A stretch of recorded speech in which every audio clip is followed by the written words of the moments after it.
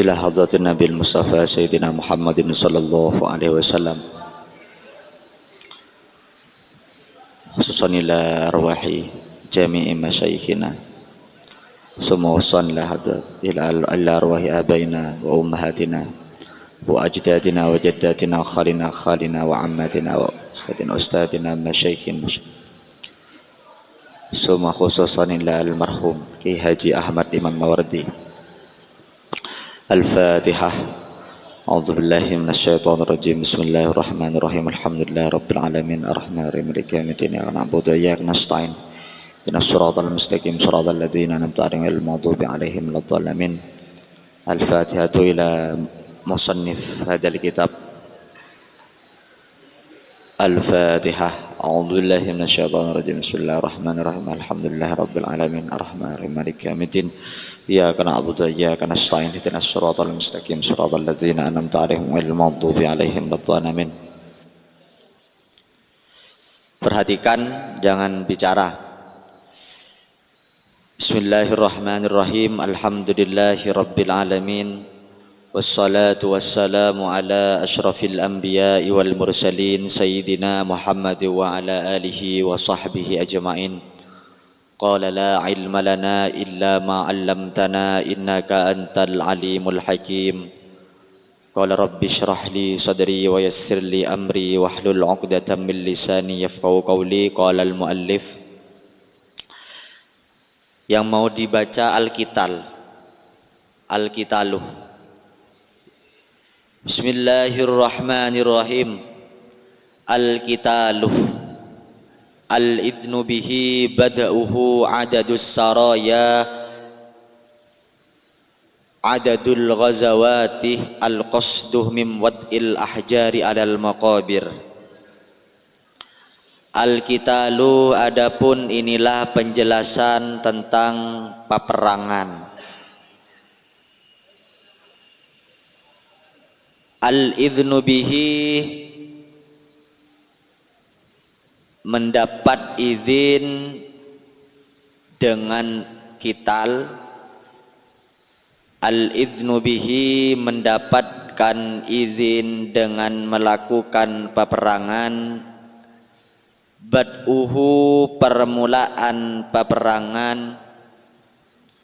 Adadus saraya, jumlah peperangan yang tidak diikuti Nabi. Adadul ghazawati, jumlah peperangan yang diikuti Nabi. Al-qasdu min wad'il ahjari alal maqabir, serta tujuan dari meletakkan batu di atas kuburan. Al-idnu bihi, saya ulangi, diizinkannya berperang, mendapatkan izin dengan berperang. Bad'uhu, permulaan peperangan. Adadus saraya, jumlah peperangan yang tidak diikuti Nabi. Adadul ghazawati, jumlah peperangan yang diikuti Nabi. Al-qasdu min wad'il ahjari 'alal maqabir, serta tujuan dari meletakkan batu nisan di atas kuburan. Jadi pada kesempatan sore ini kita akan belajar sejarah historis awal mula perang itu diizinkan oleh Allah. Kapan mulainya peperangan Islam di masa Nabi? Peperangan yang diikuti Nabi ada berapa, yang tidak diikuti Nabi ada berapa, serta tujuan daripada adanya batu nisan di atas kuburan. Ini kita akan membahas itu pada pertemuan kali ini.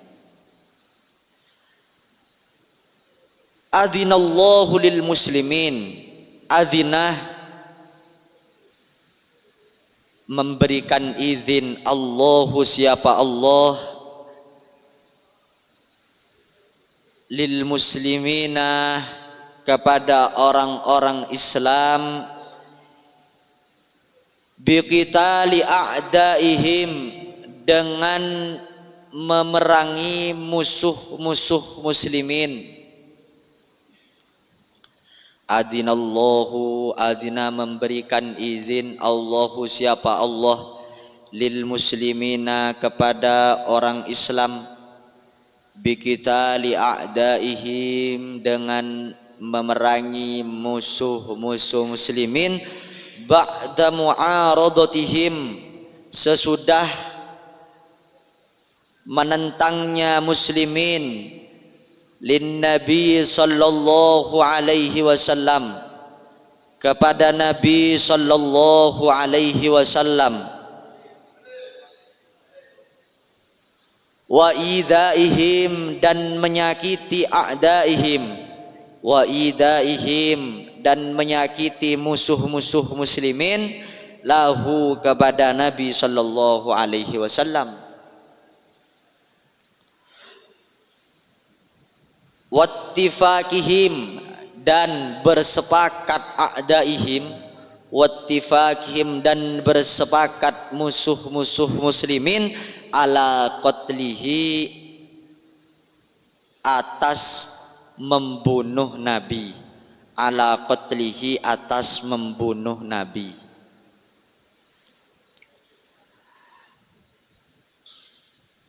Tidak bisa ditutup dalam sejarah, tidak bisa kita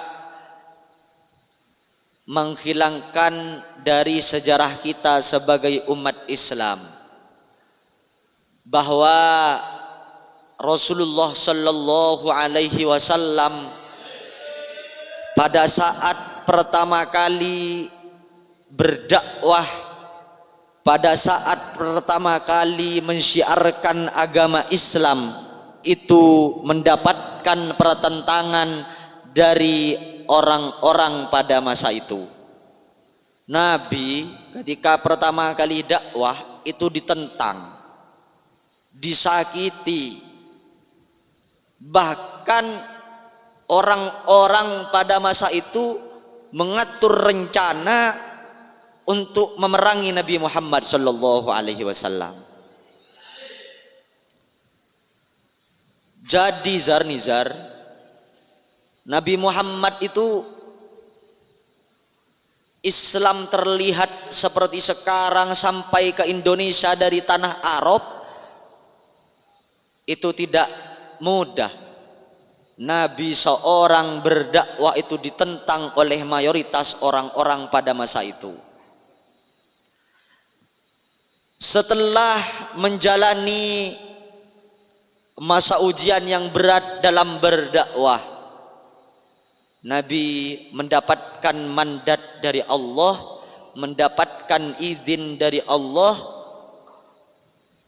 untuk memerangi musuh-musuh Allah, musuh-musuh Nabi yang sebelumnya pernah menyakiti, musuh-musuh Nabi yang sebelumnya pernah menentang, itu mendapatkan izin. Jadi zar, Nabi itu perang menyerbu orang-orang Quraisy, orang-orang musyrik pada masa itu bukan karena nafsu Nabi, tetapi itu dapat izin dari Allah. Yang sebelumnya itu memang orang-orang Quraisy sudah merencanakan untuk memerangi terlebih dahulu.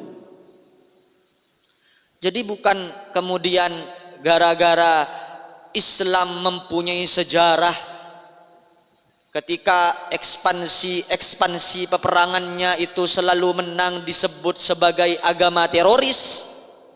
Karena sering memerangi menang, perang melawan Romawi menang, ya. Kemudian Nabi Islam disebut agama teroris, tidak. Tetapi itu karena izin dari Allah, disebabkan oleh musuh-musuh Allah yang sebelumnya telah berbuat apa? berbuat tidak baik terhadap Islam. Makanya Islam itu yang kemudian wajib kita musuhi adalah musuh-musuh Allah yang mereka menampakkan permusuhan. Kalau tidak menampakkan permusuhan, maka kita tidak boleh menampakkan memusuhi mereka. Misalnya orang-orang kafir di sekitar kita, non muslim di sekitar kita, mereka itu memusuhi kita, tetapi tidak terang-terangan, maka tidak boleh kita memusuhi mereka secara terang-terangan. Tidak boleh. Begitu. Tiba-tiba karena punya tetangga non muslim terus sama sampean dibom, itu gak boleh. Itu bukan ajaran kita. Dalam agama kita Al-Quran itu menjelaskan seperti itu. Di sini ini buktinya di dalam kitab Khulasoh Allah memberikan izin yang mana ketika itu sebelumnya Nabi Muhammad sudah disakiti, mendapatkan pertentangan. Tidak kemudian tiba-tiba dibom, ada orang orang melanggar syariat tiba-tiba dibom. Tidak seperti itu. Islam tidak seperti itu. Makanya ngaji ya. Ngaji sampai mati ya. Bukan ngaji kalau gak ngaji mati, bukan. Tapi ngaji sampai mati. Jangan ada rasa malas untuk mengaji. Agar kita itu belajar memahami Islam secara betul. Kata ulama, semakin tinggi ilmu seseorang, semakin tidak mudah menyalahkan orang lain. Fabada'ah, maka bermula al-qitalu peperangan fissanatil ula, pada tahun pertama, bisariyatin, dengan satu pasukan, arsalah yang mengutus,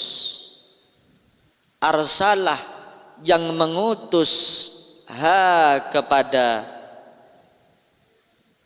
Sariyah ar-rasulu, siapa rasul, biriyasati ammihi Hamzah, dengan di bawah komando pimpinan paman Nabi Sayyid Hamzah.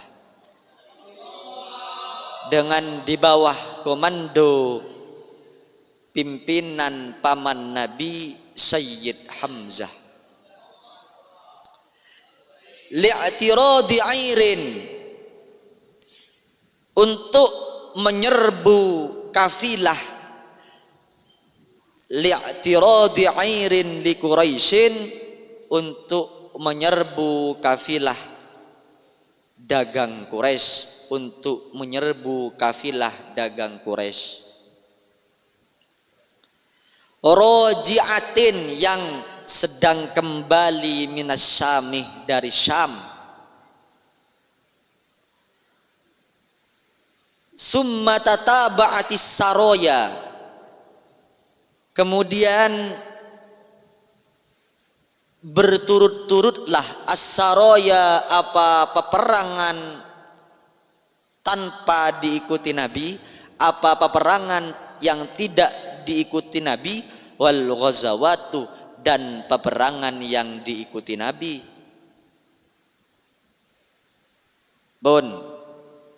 Allah memberikan izin, ya Nabi Allah Muhammad, kamu boleh berperang. Ada ayatnya itu ya, wahyu yang mengandung tentang perintah untuk melakukan peperangan secara terang-terangan.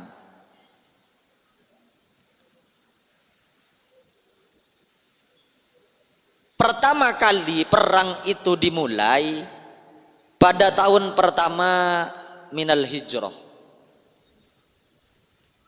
Fi Rasulullah melakukan perang itu ketika ada di Madinah. Ya. Di Mekah Rasulullah tidak diterima, di Madinah Rasulullah itu dan kaumnya diterima. Walaupun di sana berisi berbagai macam agama, suku, budaya, Rasulullah itu diterima di Madinah. Madinah itu gambaran negara yang toleran di masa Nabi. Itu Nabi Muhammad diterima di Madinah. Karena di Madinah Nabi Muhammad itu diterima, maka Nabi Muhammad itu dengan para pengikutnya bisa berpikir lebih jauh. Dan pada saat itu pula Allah memerintahkan kepada Nabi, mengizinkan Nabi untuk berperang secara terang-terangan melawan kaum Quraisy, orang-orang kufar Mekah pada masa itu. Berperanglah Nabi Muhammad dengan mengutus satu pasukan perang di bawah komando Sayyid Hamzah. Wah, ini Sayyidina Hamzah ini memiliki julukan. Apa julukan Sayyid Hamzah? Singa padang pasir, ya. Memiliki julukan singa padang pasir. Untuk apa? Untuk menyerbu kaum Quraisy yang pada saat itu baru datang dari Syam untuk melakukan perdagangan antar negara. Jadi datang dari Syam mau kembali lagi ke Arab, ke tanah Mekah sana, ya. Ke tanah Arab mau kembali lagi. Ketika itu didengar oleh Nabi bahwa ada pasukan Quraisy yang sedang kembali dari Syam. Nabi mengutus satu pasukan perang di bawah komando Sayyid Hamzah. Ternyata sampai di lokasi di mana orang-orang Quraisy itu kembali dari Syam, kafilah Quraisy kembali dari Syam, ternyata tidak ketemu. Kok bisa? Ya, karena didengar mungkin. Strateginya Rasul itu didengar oleh pasukan itu, oleh orang-orang Quraisy itu didengar, sehingga ketika pasukan Rasul sampai untuk menyerbu mereka sudah tidak ada. Waqad balaghah, dan sungguh telah sampai adadu saraya, jumlah peperangan yang tidak diikuti Nabi, sab'an wa arba'ina sariyatan, 47 peperangan. Wa adadu ghazawatihi, dan jumlah peperangan yang diikuti Nabi, sab'an wa isyrina, 27 ghazwatan, peperangan ghazwah. Lebih banyak peperangan syariah daripada peperangan ghazwah. Syariah itu yang diikuti Nabi, ghazwah itu yang syariah itu yang tidak diikuti Nabi, ghazwah itu peperangan yang diikuti Nabi. Itu sampai 47 syariah dan 27 ghazawah. Wa tuwfiyah, tetapi kalau kita belajar dan melihat negara adidaya itu di antara salah satu penyebabnya maju itu memiliki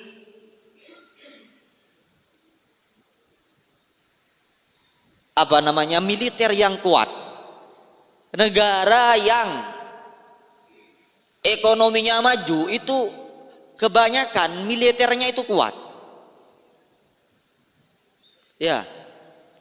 Negara yang maju ekonominya itu kebanyakan militernya kuat. Fayid. Sekarang itu negara militer terkuat itu Amerika. Ekonomi Amerika jadi kiblat perekonomian dunia. Dolar itu uang Amerika, mata uang Amerika. Itu menjadi tolak ukur nilai mata uang di negara-negara lain, dolar itu. Termasuk Cina. Cina itu nomor 4 apa gitu. Ekonomi Cina. Tidak ada ceritanya di suatu daerah di Indonesia masyarakatnya satu saja yang tidak punya produk Cina. Hampir tidak ada di kota-kota, satu kota pun mungkin, toko yang tidak ada toko Cina, gak ada. Kota manapun ada toko Cina ya. Madura, Sampang, sudah bilang Sampang, katanya Sampang gak ada gereja misalnya. Orang Cina jualan banyak, Pak. Ya. Apalagi Bangkalan rumahnya Wahidil sama Rafif ini ya, Fif. Toko Cina banyak. HP yang dibuat rekam untuk ngaji gitu. Cina, Pak. Masjid keramiknya besi-besi yang dibuat ecoran. Banyak produk Cina. Itu militernya tangguh.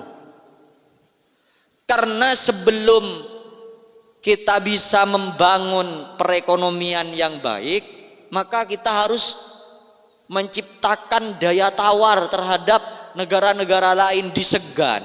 Kalau sudah diremehkan negara lain, zar ya zar. Gak bisa mau ngirim impor barang, ekspor gitu sulit ya. Maka strategi pada masa itu ya pertama dengan cara memperkuat militernya. Rasulullah pertama dengan memperkuat militernya. Wa tuwfiyah, dan diwafatkan fis sanatil ula pada tahun pertama Utsman bin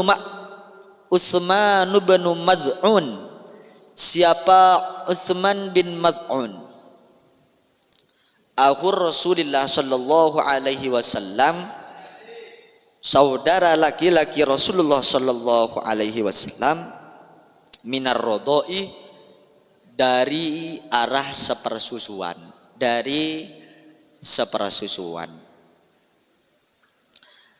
Fa'amaro maka merintah ar-rasulu, siapa Rasul, birasyi qabrihi, dengan menyiram kuburan Utsman bin Maz'un, ba'da dafnihi, sesudah dikebumikannya Utsman bin Maz'un. Tsumma wada'ah, kemudian meletakkan siapa Rasul hajaron, terhadap batu, alaihi, atas qabrihi, alaihi, atas qabrihi. Wa qala, dan berkata siapa Rasul, ata'allamu bih, ata'allamu, aku mengetahui, aku mengenal,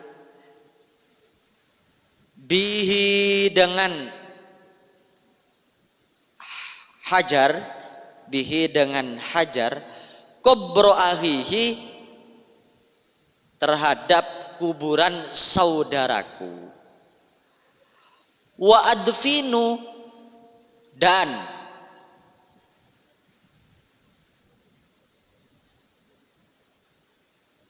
mengkebumikan siapa aku, atau menguburkan siapa aku, ilaihi, sebagaimana terhadap kubro akhi, Man, kepada orang mata yang mati siapa man, min ahli dari keluargaku. Man, kepada orang mata yang mati siapa man, min ahli dari keluargaku.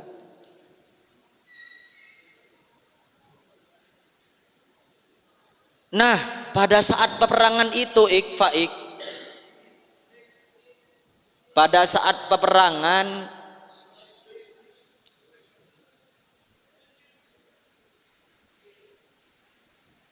Utsman bin Mad'un, saudara sepersusuan Rasulullah itu wafat.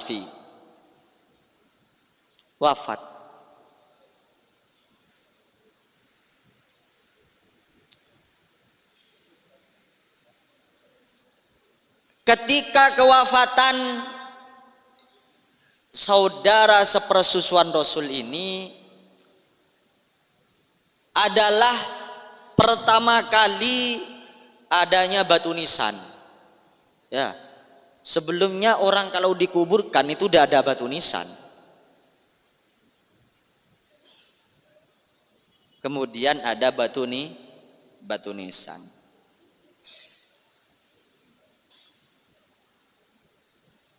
Rasulullah kemudian bersabda, dengan adanya batu nisan ini, aku akan mengenal kuburan saudaraku, kata Rasulullah. Dan aku akan menguburkan orang-orang dari keluargaku ketika sudah wafat seperti ini juga, kata Rasulullah. Ini kalau sampeyan tahu orang Wahabi, ya, orang Wahabi itu tidak mau memberikan nama terhadap batu nisan. Orang Wahabi itu, Pak, gak mau memberikan nama di atas batu di batu nisannya. Kenapa? Karena melihat sejarah Nabi secara satu sudut pandang. Nabi itu dulu hanya mengajarkan meletakkan batu nisan, tidak mengajarkan ngasih nama. Hanya itu tok yang diambil. Sehingga ketika ada orang-orang kelompok lain batu nisannya dikasih nama, itu di bid'ah sampai dikafir-kafirkan, ya. Padahal tujuan Nabi itu agar Nabi mengenal. Kalau sekarang semuanya pakai batu nisan, kalau gak ada namanya gimana mau mengenal? Esensinya adalah ata'allamuh, kata Nabi, agar aku bisa mengenal mana kuburan saudaraku. Sekarang semuanya sudah pakai batu nisan, batu nisannya sama semua. Gimana? Ya kasih nama biar mengenal. Apakah itu bid'ah? Ya tidak, ya. Seperti itu. Maka kita itu semakin, kata saya tadi tuh, semakin tinggi ilmu seseorang, semakin tidak mudah menyalahkan orang lain, semakin tidak mudah membid'ahkan orang lain. Iya, Pak. Ya, ya. Iya, Fayyid tanyakan ke Fayyid. Kemarin Fayyid umroh. Di sana itu ada kuburan namanya kuburan Ma'la. Itu gak ada di sana itu. Namanya itu gak ada, Pak. Pakai batu kecil itu. Kalau di Mekah itu, Pak, gak ada namanya. Karena Saudi itu mayoritas penduduk Saudi itu Wahabi. Penduduk Saudi itu. Pengikut Abdul Wahab, nah, pendiri Wahabi. Tetapi bagaimanapun terlepas daripada itu, mereka itu tetap ahlul kiblah. Mereka itu tetap bersyahadat bahwa Allah itu Tuhannya, Nabi itu adalah Rasulullah. Walaupun mereka membid'ahkan kita tidak boleh membenci mereka. Mereka tetap saudara seiman, mereka tetap saudara satu muslim, mereka tetap saudara kita satu kiblat.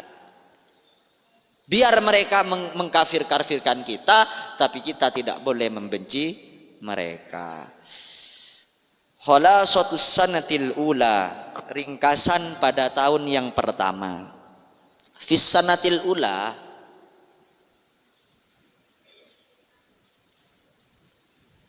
di tahun pertama, bana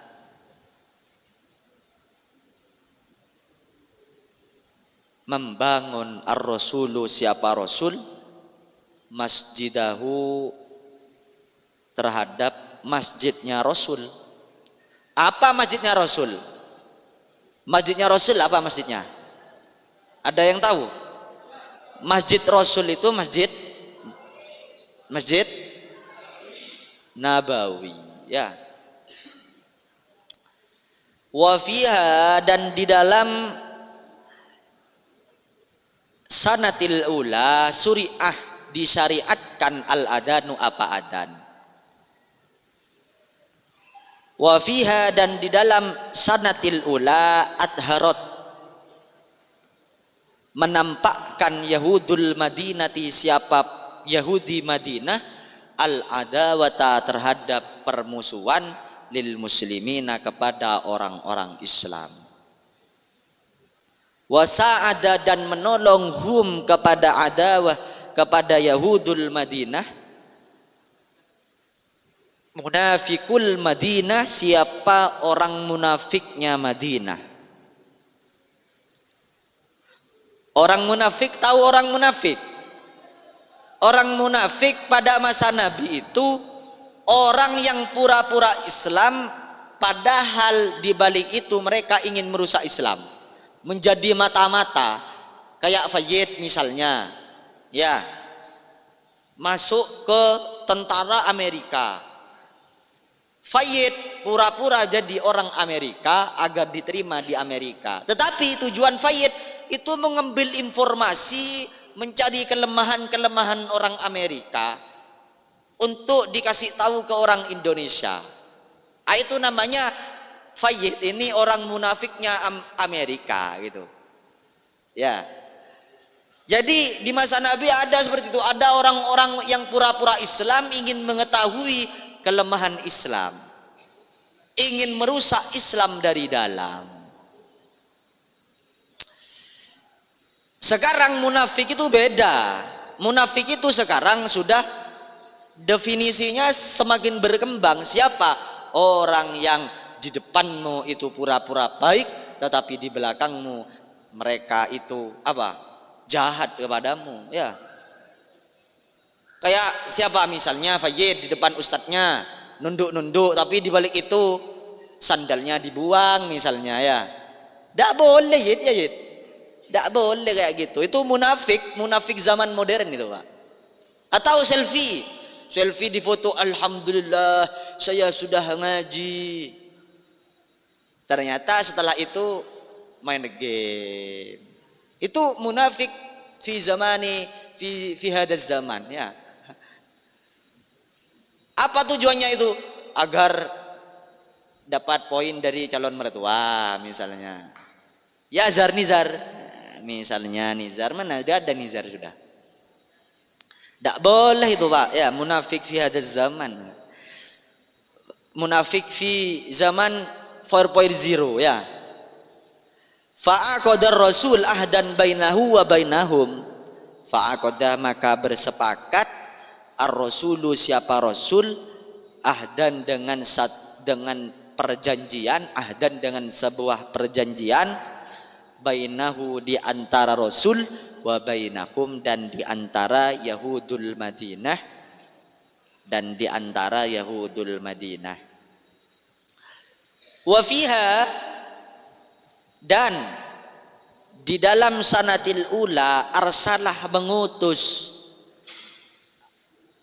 siapa rasul, ammahu, kepada paman rasul, bisariyatin, dengan satu pasukan peperangan, li'tiradi 'airin li Quraisyin, untuk menyerbu pasukan untuk menyerbu kafilah dagang Quraisy, li'tiradi irin li Quraisyin, untuk menyerbu pasukan kafilah dagang Quraisy. Summa tataba'atis saroya, kemudian secara berturut-turut, summa tataba'at, kemudian secara berturut-turut, as-saroya, apa peperangan, wal ghazawat, dan peperangan. Saroya itu peperangan yang tidak diikuti Nabi, ghazawat yang diikuti Nabi. Hatta balagha,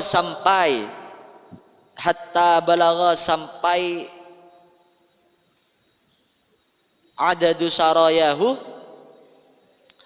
apa jumlah peperangan Nabi, sab'an wa arba'ina sariyatan, 47 perang sariyah, wa adadu ghazawatihi, dan sejumlah perang yang diikuti Nabi, sab'an wa isyrina ghazwatan, 27 perang yang diikuti Nabi, perang ghazwah.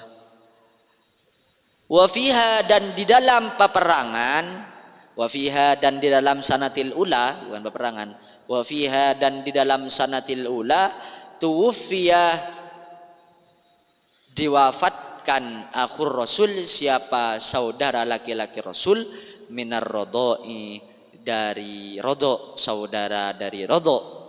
Fa'amaroh, apa saudara rodo? Saudara rodo itu ucup, saudara yang satu sepersusuan. Misalnya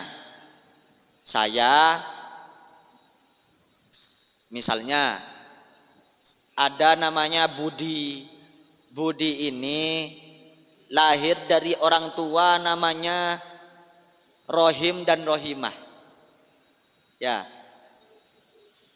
Kemudian di sisi yang lain ada namanya Dulsimin, punya ibu dan bapak namanya Siti, bapaknya namanya Yanto, ya misalnya. Ya. Terus kemudian Siti ini menyusui Budi, ya. Budi ini disusui oleh Siti.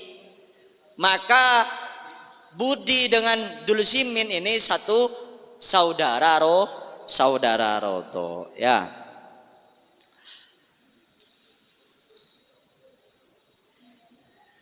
Gimana kalau rodo itu?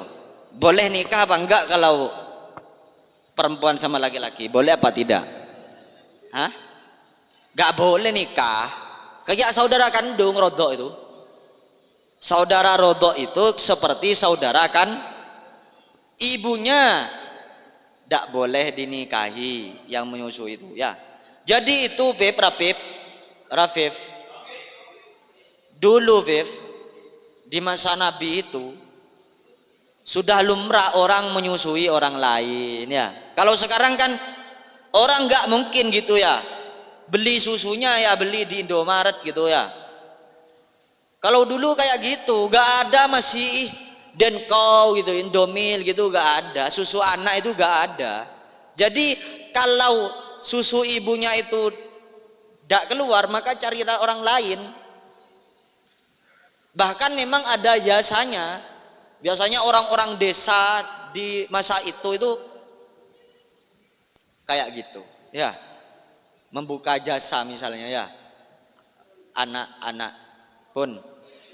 Terus fa'amara ba'da dafnihi birassi qabrihi, kemudian memerintahkan siapa Rasul ba'da dafnihi, sesudah dikebumikannya akhur Rasul, birassi qabrihi, dengan menyiram kuburannya, bil ma'i, dengan air. Makanya Pak, orang membangun makam itu, ya.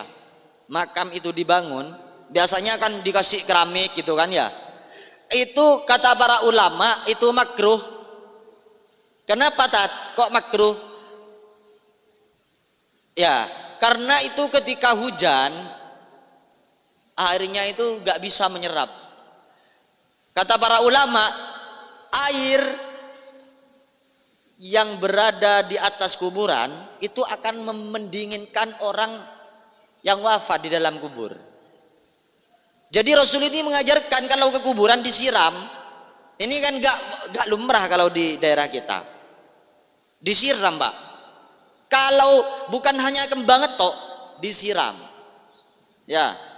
Nah, dikasih kembang itu di antara salah satu faidahnya apa? Selama bunga itu, selama bunga itu tidak kering, bunga itu memintakan maaf. Maka setiap kuburan itu biasanya ada tumbuhannya di atasnya. Itu memintakan maaf, memintakan maghfirah terhadap orang yang ada di dalam kuburan. Iya, jadi tujuan ada kembang itu kata para ulama, tujuannya adalah agar meminta maghfirah. Bukan sekedar hiasan itu, Pak. Bukan sekedar hiasan. Karena pada hakikatnya seluruh apa yang ada di dunia ini semuanya itu bertasbih kepada Allah. Ya, sabbaha lillahi ma fis samawati wa ma fil ard, kata Allah di dalam yusabbihu lillahi ma fis samawati wa ma fil ard, kata Allah di dalam Al-Qur'an bahwa seluruh apa yang ada di muka bumi dan di langit itu bertasbih kepada Allah. Kelihatannya saja itu barang mati, tetapi itu bertasbih kepada Allah. Summa wada'a hajaron alaihi, kemudian meletakkan siapa Nabi hajaron kepada batu alaihi atas kubri akhi. Waqala, dan berkata siapa Rasul, ata'allamu, aku mengenal bihi dengan hajaron, dengan batu, kubur ahihi, kepada kuburan saudaraku. Kubur ahihi, kepada kuburan saudaraku. Wallahu ta'ala a'lam bisawab. Al-Fatihah.